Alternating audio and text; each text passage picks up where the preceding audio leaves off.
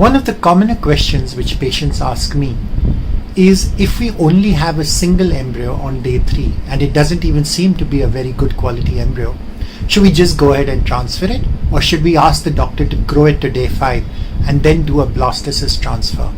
After all, isn't a bird in the hand worth 2 in the bush? Because if we put it back in the uterus, it may implant, who knows? But if it arrests in the lab, then there will be no transfer and there'll be no scope for any implantation.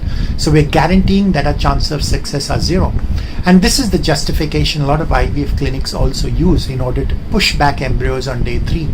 But the reality is that if that embryo is going to arrest in the lab, if it's a good lab of course, it's going to arrest in the uterus as well, which means you've unnecessarily subjected yourself to a stressful 2-week waiting period full of false hope.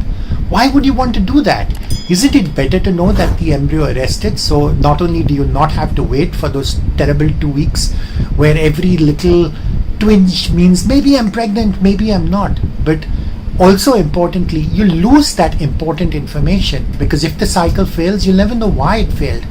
Whereas if you allow the embryo to arrest in vitro, you know that the problem was with the embryo, and therefore you can take corrective action in the next cycle. For example, you could find a better clinic which is better at doing blastocyst transfers, or you could consider using donor eggs. The whole point is you're losing valuable information by putting embryos back on day 3.